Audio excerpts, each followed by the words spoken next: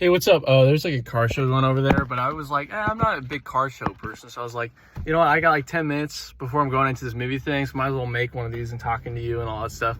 But I was thinking, I was thinking a little bit about when it feels like you've done everything, or it feels like you whatever, and which it's never really the truth. Like, there's always stuff around the corner. There's always stuff to do. But for me, like back when, or how many, like 4 or 5 years ago, I felt like there was so many possibilities of things I could do.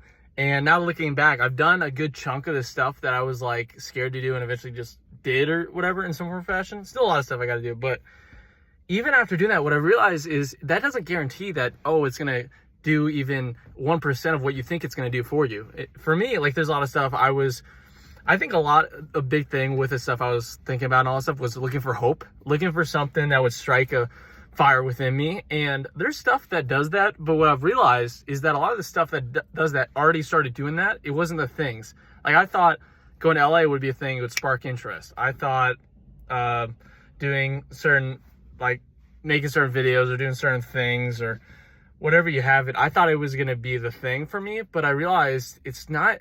If it's not 100% me, if it's not right, if it doesn't feel right, it's not going to be, you can't force something to be right. And that was kind of the tough pill to swallow while I was out in California and any time in my life, is that you can't force something to be something that it's not. And for me, that's kind of like a bit of a, I don't know why death sentence came in, but if I'm not feeling good about something, if I'm not 100% about it, it's almost like not worth like even like thinking about that it would change any of this stuff. Like it's kind of, you kind of just got to accept it as it is. And obviously you make the effort and do things, but I just kind of noticed that. And it's probably why life has felt very empty and all that stuff, is because when you try the stuff and you don't really get any feedback from it emotionally or any of that stuff, it's tough. It's not easy. And it's one of those things that you kind of, for me, I'm kind of left like a bit clueless, because I'm like you take the swings and then after you're kind of back in square one. And now it's easy, like I say that back in square one, but that's almost kind of like a bit like what do you call it, like a bit like whatever, like I'm not seeing the full picture, because even then you got to think with time you grow, you change. And so I've changed a bunch, and I'm very thankful for how I've changed and grown and all stuff. And that wouldn't be possible if I didn't take those swings or do those things. It's just the fact that it didn't end up the way I wanted it or had thought it would that makes it feel like it didn't work out. And that could be, that could be applicable in pretty much any aspect of life. Like I think about like college, I think about at the time I was in love, I think about obviously the LA stuff, I think about times making YouTube videos and stuff. Like I made probably 1,000 plus videos, including like shorts and stuff.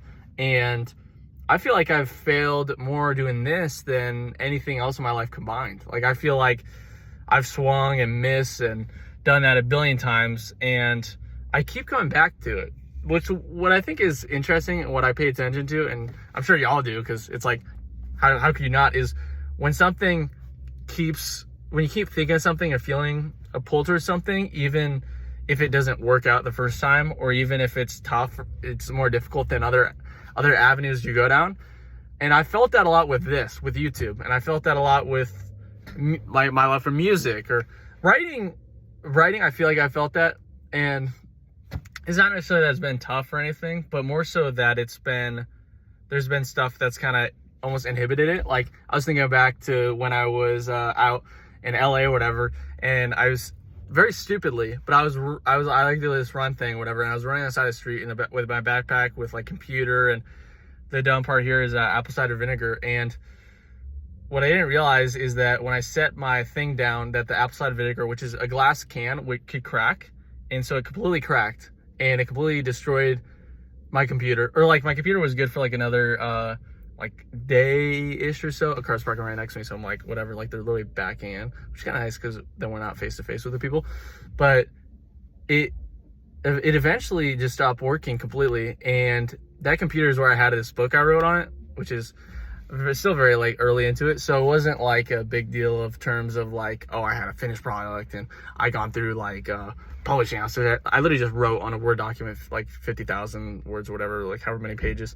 And what I kind of saw over time is that since then is that, you know what, I'm okay with that. I don't need that to work out for me to be content. And I have a piece in that, like, it's on like a document and all that stuff. And if I don't have an Apple thing right now, but when I get one, I could probably log in and it'll probably be there. And if not, I could write again. And that's kind of the thing that I find so interesting, is when you have these, like, anytime I've had these passions or anything that I really want to do, it really doesn't quite matter what happens. It's like being like addicted to like a drug or something like that. Like, I just keep coming back to it no matter what. Like, it's the same deal with YouTube. It's the same deal with writing. It's the same deal with anything to do with music. I cannot stop thinking about it or feeling about it, because it's like it's almost like I'm pulled to it. Like, there's a magnetic field. So, and that's why I think the failure thing is so prominent in my life. And I talk about failure so dang much. I talked about it in the last video.